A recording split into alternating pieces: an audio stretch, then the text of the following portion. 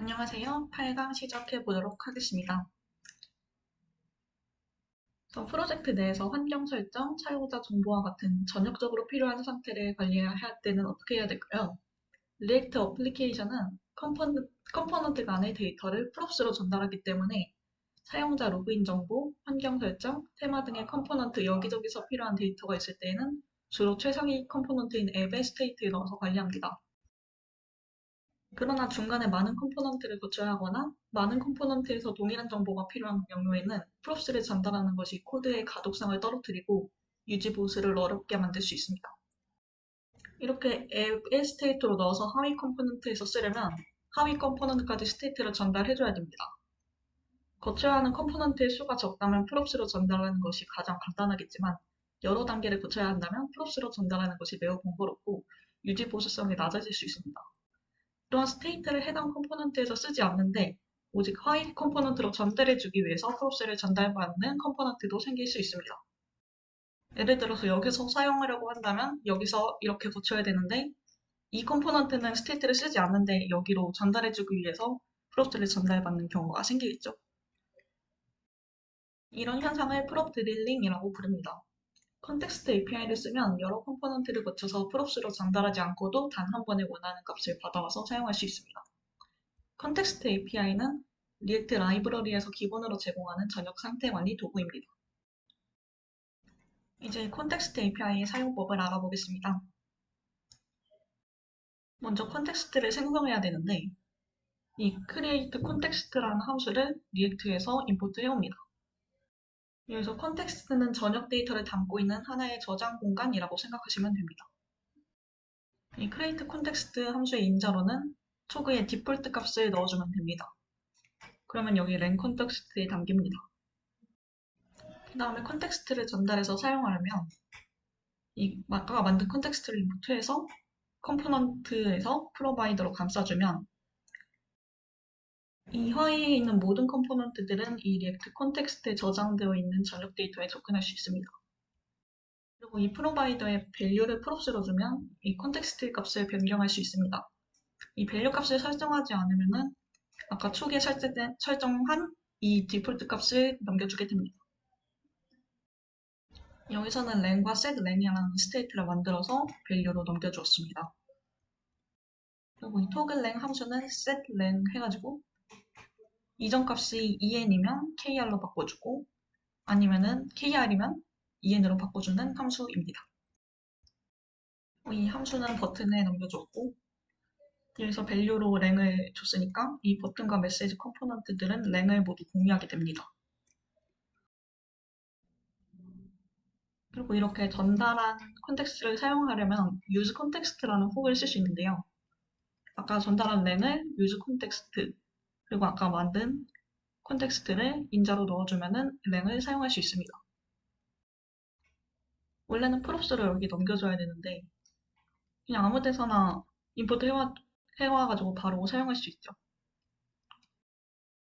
그래서 메시지 컴포넌트에서는 랭이 en이면 메시지를 띄우고 en이 아니면 kr이겠죠. kr이면 메시지를 띄우는 방식으로 구현을 해봤습니다. 그리고 버튼 컴포넌트는 아까 이 랭 값을 바꿔주는 함수를 프롭스로 전달받았죠. 그래서 이걸 클릭하면은 랭이 바뀝니다. 그리고 여기 버튼 안에는 랭도 유즈 콘텍스트로 가져와서 버튼 안에 이 글자를 띄워보겠습니다. 그래서 이 프로젝트로 가보면 이렇게 뜨는데 이걸 누르면 랭이 바뀝니다. 이 KR로 바뀌고 메시지로 잘 바뀌고 있는 것을 확인할 수 있죠. 그래서 그 프롭스로 전달해주지 않았는데 유즈 콘텍스트라는 훅을 임포트해서 간단하게 적용을 할 수 있습니다. 근데 콘텍스트 API를 쓸 때는 주의할 점이 있습니다. 이거는 새 프로젝트를 만들어서 설명해 보겠습니다. 여기서는 카운터 프로바이더라는 컴포넌트가 있는데 여기서 콘텍스트를 두 개 만들어 볼게요. 하나는 카운터 밸류 컨텍스트고 이건 숫자 값을 기본 값으로 사용하고 카운터 액션 컨텍스트는 이 값을 변경시키는 컨텍스트라고 합시다. 그래서 뭐 기본 값은 그냥 함수로 주어졌고요. 카운터라는 스테이트를 만들고 0을 기본 값으로 줍니다. increase는 이 카운터 값을 변경시키는 set 카운터에 이 이전 값에다가 1을 더하는 함수입니다. 그리고 카운터 밸류 컨텍스트 프로바이더 안에 카운터 액션 컨텍스트 프로바이더를 주겠습니다. 밸류로 아까 카운터랑 이 인크리즈 함수를 주겠습니다. 그리고 이 안에는 이 children 컴포넌트들이 렌더링 되고, 그리고 앱으로 가면 이 카운터 프로바이더 안에 컴포넌트들이 여러 개 있습니다. my 컴포넌트 1이 있고, my 컴포넌트 2 안에 my 컴포넌트 3가 있고, 다음에 my 컴포넌트 4 있고, my 버튼이 있습니다.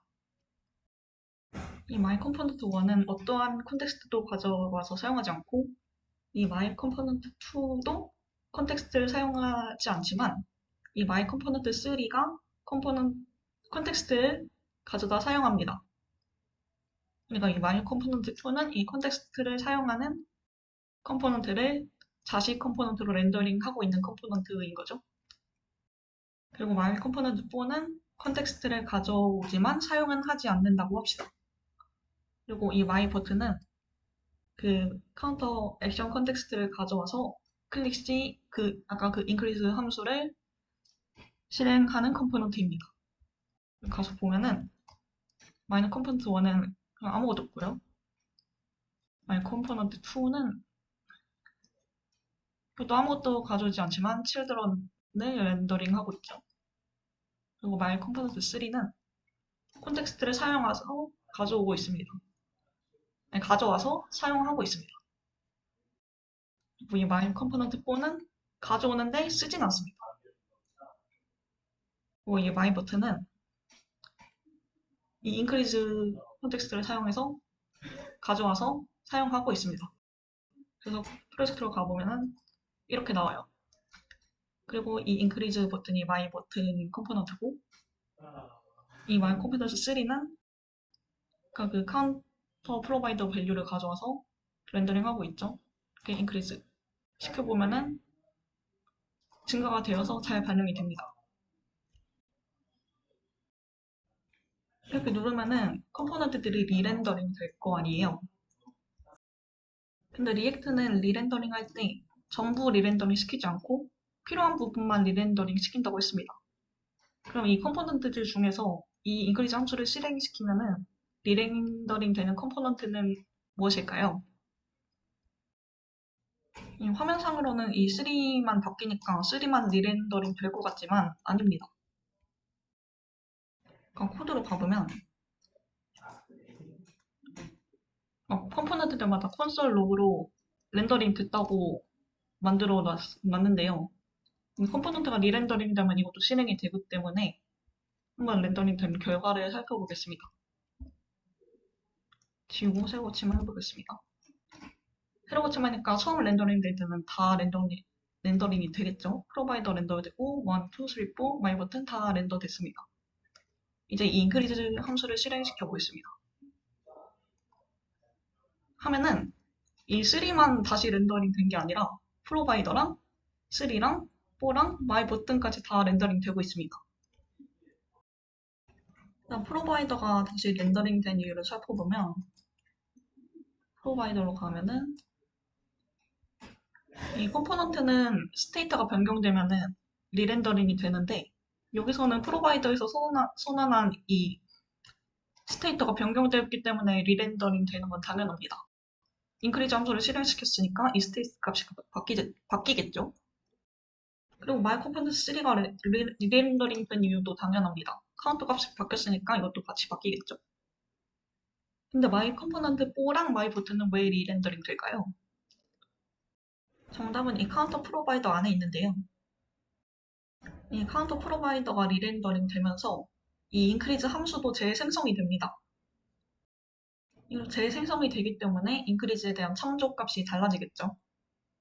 리액트는 이 인크리즈 함수가 변경되었다고 감지합니다. 그래서 마이 컴포넌트 4랑 마이 버튼은 이 인크리즈 함수를 가져오고 있어요.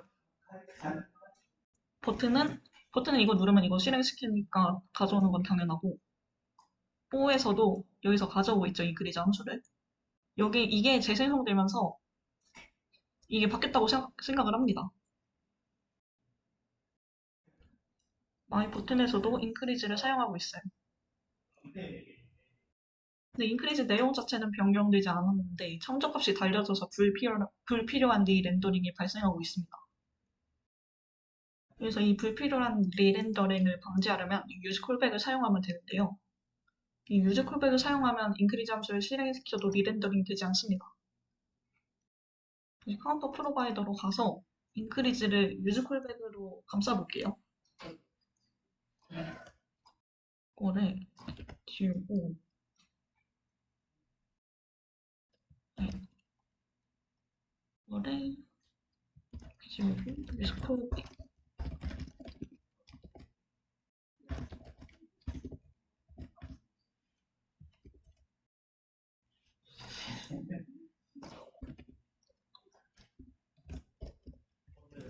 이렇게 바꾸면은 이 유즈 콜백으로 감싼 함수가 재생성되지 않습니다. 그리고 이 빈 배열로 넣어준 거는 의존성 배열인데요. 여기 값을 넣어주면 여기 넣어준 값이 바뀔 때만 이 함수를 재생성한다는 의미입니다. 빈 배열을 넣어주면 처음 생성할 때만 생성해주고 다시 재생성시키지 않습니다. 그래서 인크리즈를 유즈 콜백으로 감싼 결과를 다시 확인해보면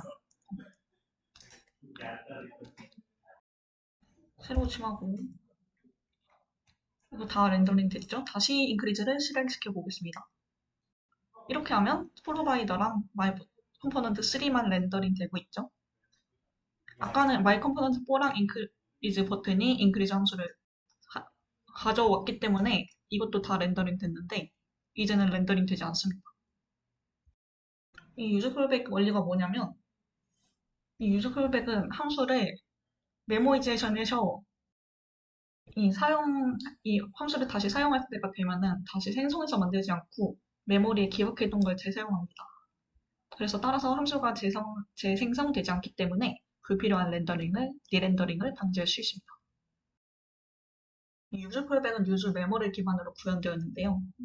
이 유즈 콜백이 함수를 기억해서 재사용한다면 유즈 메모는 결과 값을 재사용합니다. 이 유즈 메모는 워크북 키워드에 적어줬으니까 알아보시면 될 것 같습니다. 사실 우리가 리액트에서 전역 상태 관리를 한다고 하면 아까 콘텍스트 API는 리액트에서 기본으로 제공하는 거였는데 그거 말고도 여러 가지 라이브러리가 있습니다. 리덕스, 리코엘, 주스탠드, 조타이, 모백스 등등 굉장히 많은 선택지가 있는데요. 이 중에서 어떤 것을 골라야 될까요? 리액트 생태계에서 몇 년 전까지만 해도 리덕스가 압도적으로 많이 쓰였는데요. 그 이후로 모백스, 리코엘도 많이 쓰였다가 다시 2024년 기준으로 주스탠드 사용자가 빠르게 늘고 있습니다. 이 주스탠드가 안정적인 서비스를 만들 때 이슈가 제일 적고 레퍼런스가 있는 편이라서 권장하고 싶습니다. 리코일은 아직 실험 버전이고 이슈가 많아서 신중하게 결정할 필요가 있다고 합니다. 라이브러리를 선택할 때는 단순히 사람들이 많이 쓰니까 고르는 게 아니라 라이브러리를 쓰는 이유를 생각하고 고르는 것이 좋습니다. 왜냐하면 면접에서 포트폴리오 제출할 때 이 프로젝트에서 이 라이브러리를 쓴 이유를 많이 물어본다고 합니다. 근데 사람들이 많이 써서 썼다고 답하면 안 되겠죠. 라이브러리 고를 때 이 라이브러리는 어떤 다른 라이브러리에 비해서 어떤 차이점이 있고 어떤 장점이 있는지 알아보시면 좋습니다. 그래서 주스탠드의 장점을 설명하자면 사용이 간편하고 이 리덕스 같이 보일러플레이트 코드 또한 아주 적다는 장점이 있습니다. 리덕스는 이 보일러플레이트 코드가 굉장히 많아서 좀 쓰기 어려운데요. 주스탠드는 완전 사용이 간편합니다. 콘텍스트 API랑 비교하면 아까 봤듯이 콘텍스트 API를 이용해서 상태 관리를 하려면 이 리렌더링 이슈가 발생하는데 이걸 해결하려면 콘텍스트를 분리하거나 메모이제이션 등을 통해서 해결을 해야 됩니다. 반면 주스탠드를 사용하면 이 불필요한 리렌더링을 쉽게 방지할 수 있고 프로바이더로 감싸지 않아도 됩니다. 그래서 이제 이 주스탠드를 이용해서 이번 주 실습과 미션 프로젝트를 만들어 보겠습니다. 그래서 실습과 미션을 사용할 프로젝트는 이 피그마를 보고 구현하시면 되는데요. 여기서 다른 건 필요 없고 여기 이것만 구현하면 됩니다. 여기서 홈은 그냥 하고 싶은 말 하면 되고 저희는 리스트랑 이 가게 상세랑 이 카트 이것만 구현하시면 되겠습니다. 사실 이건 2기 때 한 실습과 미션이랑 똑같은데 엄청 좋아 보여서 이걸 다시 해보겠습니다. 여기 코멘트들은 2기 때 했던 흔적입니다. 배민이랑 비슷한데요. 이거는 가게들 리스트고 이걸 누르면 이 리스트 상세 페이지가 뜨는데 여기서는 가게명이랑 결제 방법, 최소 주문, 배달 시간 이런 게 있고 여기는 메뉴가 있습니다. 그리고 이거는 주문서, 카트 페이지. 그래서 담기 하고 카트로 가면 담은 메뉴가 여기로 가겠죠. 그래서 이걸 처음부터 다 짜보려면 시간이 좀 오래 걸릴 것 같아서 어느 정도 미리 짜왔는데 먼저 앱부터 살펴봅시다. 여기서 앱에서 노멀라이즈랑 라우터는 그 라우터 시간에 했던 그 라우터고요. 노멀라이즈라는 걸 뭐냐면 이 브라우저마다 브라우저에 적용되는 기본적인 스타일이 있어요. 그래서 이걸 초기화하고 스타일을 적용해야지 어떤 브라우저에서든지 우리가 원하는 스타일을 보여줄 수가 있습니다. 그냥 하면은 브라우저마다 스타일이 다르게 보이겠죠? 그래서 이걸 초기화시켜주는 CSS가 있는데 reset.css라고 부르는데 이거를 그냥 간편하게 적용해줄 수 있는 라이브러리예요. 그래서 라우터로 가보면 라우터가 7강에서 했던 거랑은 살짝 다른데요. 7강에서는 이 index.js에다가 여기다가 브라우저 라우터로 감쌌잖아요. 브라우저 라우터 이걸로 감쌌잖아요. 근데 여기서는 이걸로 감쌀 필요 없고 이, 이 create 브라우저 라우터와 라우터 프로바이더를 쓰면 감싸지 않아도 됩니다. create 브라우저로 라우터 만들고 이렇게 라우터 프로바이더를 전달해주면 돼요. 이 라우터는 페이지스 폴더에 index.jsx 파일에 이렇게 적상을 했습니다. 이 페이지스는 7강에서는 라우츠라는 폴더였는데요. 여기서는 페이지스로 해보겠습니다. 사실 페이지스가 더 직관적이고 더 많이 쓰인다고 해요. 그래서 살펴보면 루트 경로의 자식 경로로 true는 이 루트 경로를 따라간다는 뜻이고 루트 경로에 홈 컴포넌트를 두고 스토어에는 스토어즈 그리고 스토어에다가 이 URL 파라미터를 더한 거는 스토어 그리고 카트로 가면 카트 페이지 이렇게 구현이 됐습니다. 그래서 다른 거는 구현이 안 돼 있고 이 스토어만 좀 미리 해온 게 있는데 이걸로 가봅시다. 그래서 이 스토어는 구현해놓은 게 이건데요. 이 URL 파라미터로 스토어 정보를 가져오고 지금은 스타일 적용이 안 돼서 이렇게 보이는데 이 페이지 이겁니다. 스타일 적용을 안 해서 그냥 HTML만 있는 거예요. 그래서 여기 그 상점 이름이 있고 메뉴 이름, 담기, 메뉴 이름, 가격, 담기 이 담기 버튼이 이거예요. 다시 코드로 가보면 이 유즈 파람스로 스토어 아이디를 가져오고 있고 그리고 이 스토어 아이디로 스토어즈에서 검색을 하는데 이 아이디가 스토어 아이디와 같은 걸로 찾는데 이 데이터가 있습니다. 스토어즈가 뭐냐면 여기서 모델즈 폴더에 있는 스토어.js에서 인풋을 한 건데 이게 이 가게 정보들 배열이에요. 배열인데 여기 아이디 1, 2, 3 이렇게 있고 이 네임은 점포 이름, 레이트는 이 별점, 리뷰 카운트는 리뷰 수, 이거는 최소 금액, 금액이 아니라 최소 배달 시간, 최대 배달 시간, 이건 최소 주문 금액, 이거는 배달료. 그리고 메뉴 수는 배열로 또 있습니다. 이게 가게마다 있어요. 그리고 그래서 여기서 아이디가 1인 건 샐러리 함량점이니까 1로 파라미터 가져와서 샐러리 함량점, 메뉴 이렇게 렌더링 한 거고요. 스토어. 이렇게 메뉴.맵으로 렌더링하고 있습니다.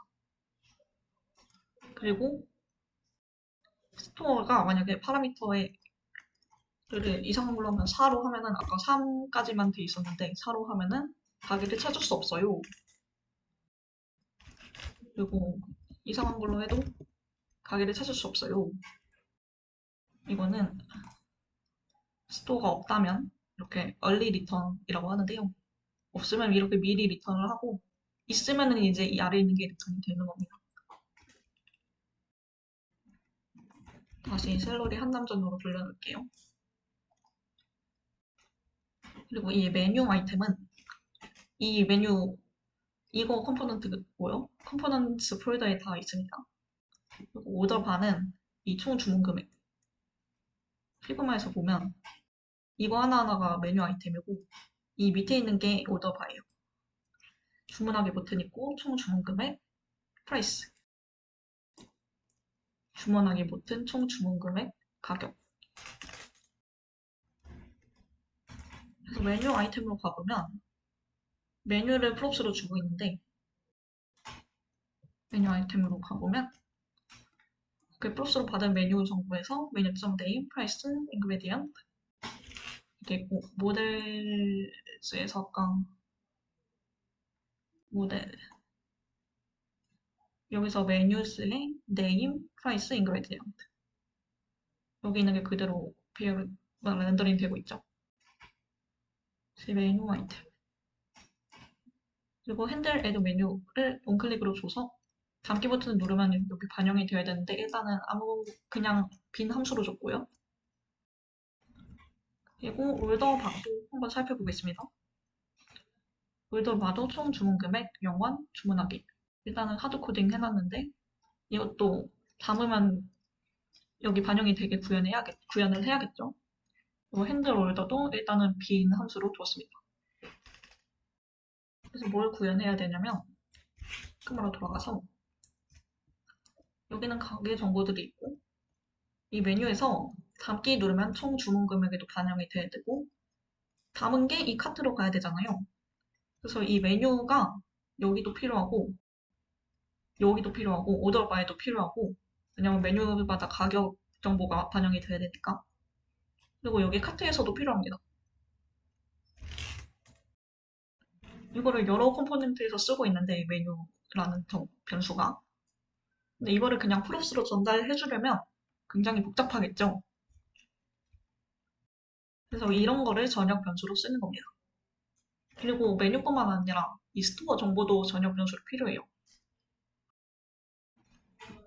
왜냐면은 이 스토어 정보가 여기 카트에도 있어야 되고 올더 바에도 담겨야 돼요. 왜냐면은 여러 가게에서 동시에 여기 카트에 잡으면 안 되겠죠.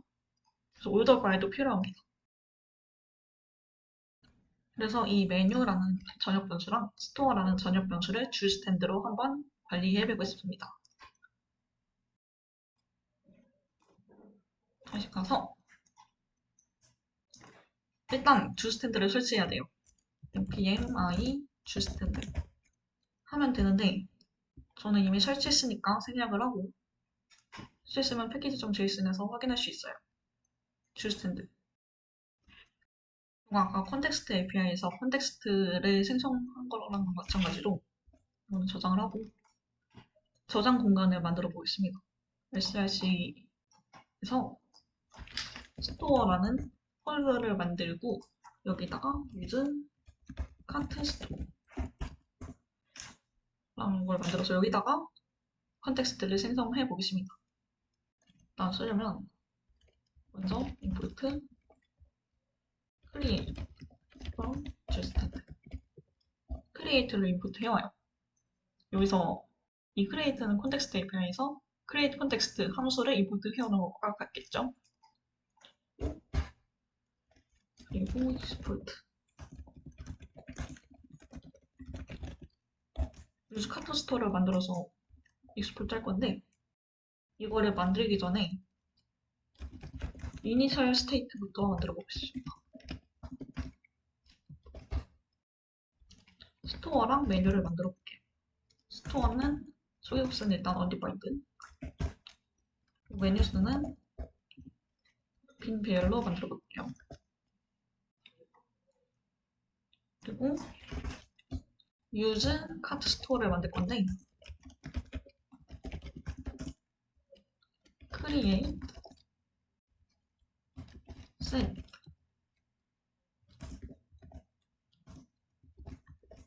여기다가 만들 겁니다. 그래서 스토어 initial state store 일단 초기값을 이렇게 설정하고 menus 이것도 initial state menus 그리고 이 정적인 값만 생성하는 게 아니라 이 스토어랑 메뉴스를 변경시키는 함수도 생성해 보겠습니다. add 메뉴라고 할게요. 이 메뉴는 함수로 만들 건데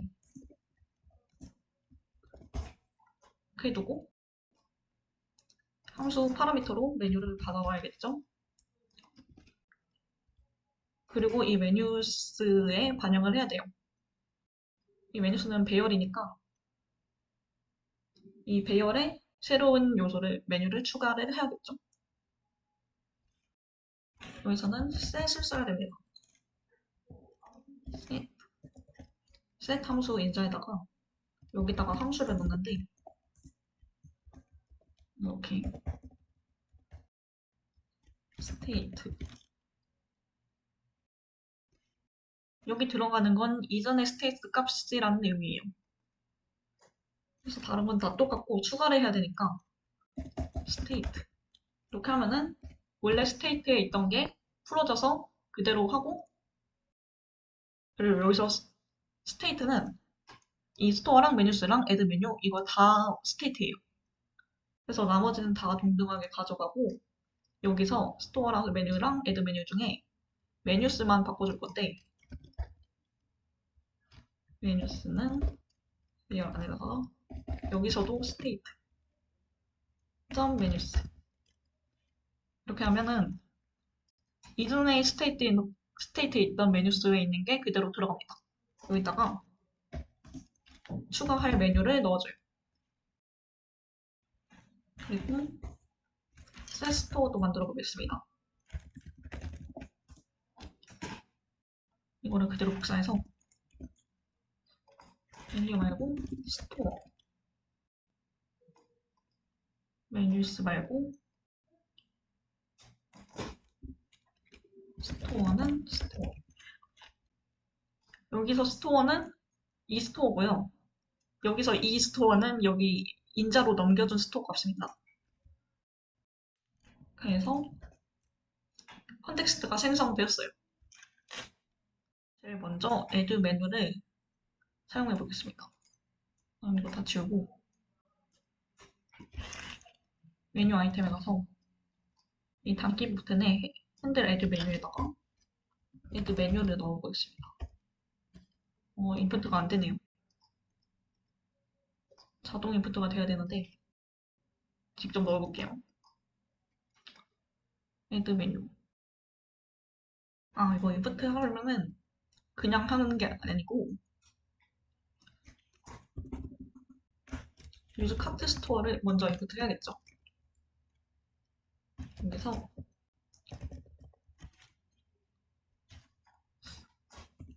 const add 메뉴는 지우고 door state 점 add 메뉴 이렇게 가져오면 add 메뉴를 인프트 한 겁니다. 그리고 핸들 add 메뉴에다가 add 메뉴 인자로 이 프로스로 받아온 메뉴를 넣어줄게요. 이렇게 하면은 해서 살펴보면 담기 누르면은 담아지고 있는 건데 안 보이니까 여기다가 반영을 해보겠습니다. 폴더 방에다가 이 총 주문 금액에 반영해 볼게요. 여기도 마찬가지로 메뉴스는 use cart store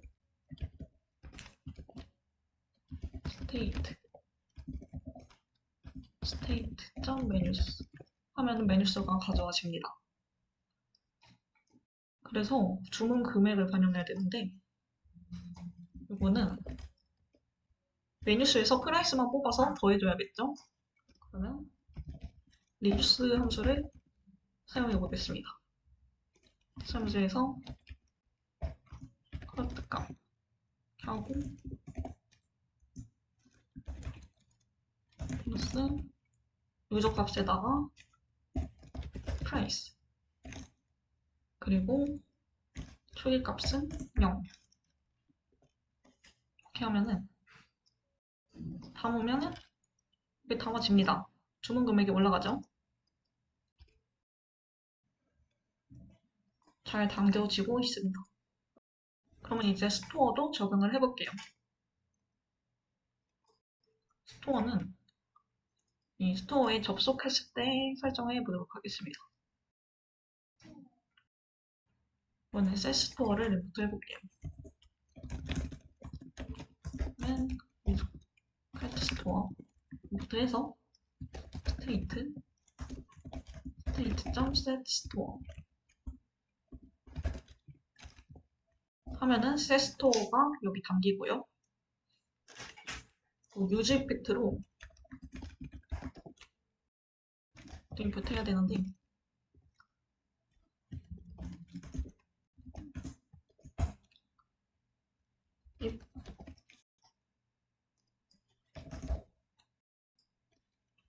유즈 이펙트는 구강에서 설명드릴 텐데 일단 그냥 쳐보겠습니다. 이거 초보 설명해 드릴게요. if는 스토어가 있으면 새 스토어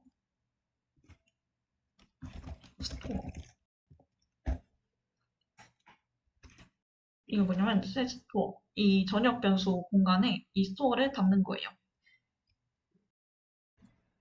이 유저성 배열에는 스토어를 넣어줍시다. 이게 뭐냐면 이 유즈 이펙트는 이 나머지 내용들이 렌더링 되고 나서 실행시키는 함수를 여기다 유즈 이펙트에다가 담을 수 있어요. 그리고 첫 번째 인자로 실행시킬 함수를 넣고 이 두 번째 인자로 의존성 배열이라는 걸 넣는데 이것도 유즈 콜백이랑 마찬가지로 여기 변수를 넣으면은 이 변수가 바뀔 때마다 이 안에 함수가 실행됩니다.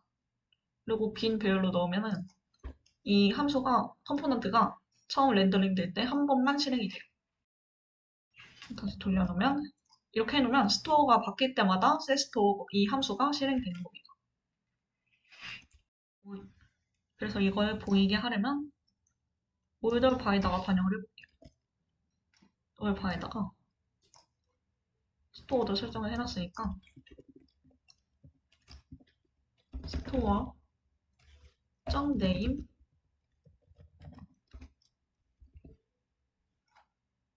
이것도 쓰려면은 임포트를 해야겠죠. store use cart store state store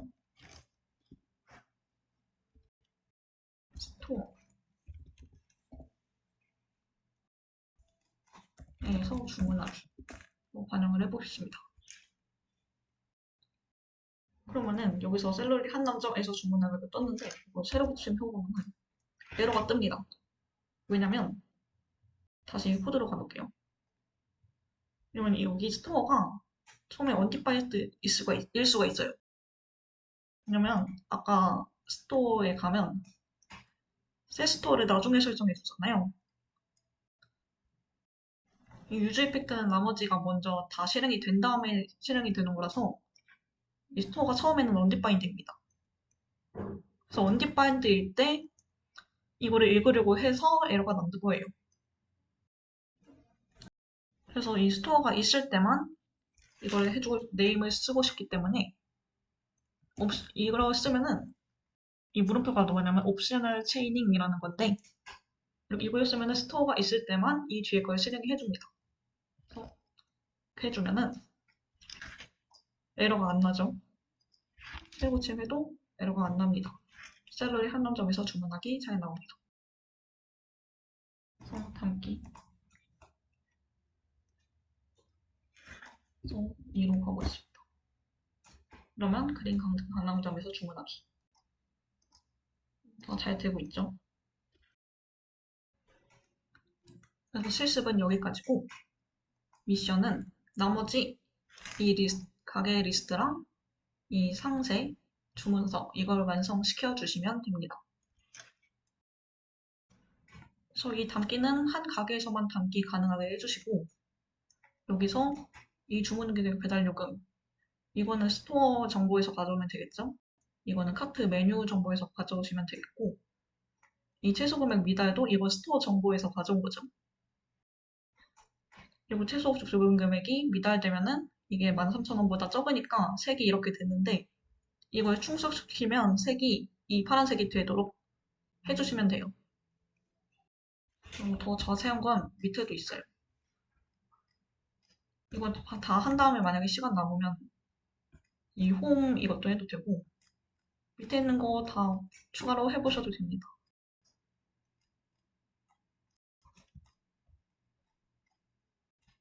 네, 이번 주 강의는 여기서 마치겠습니다.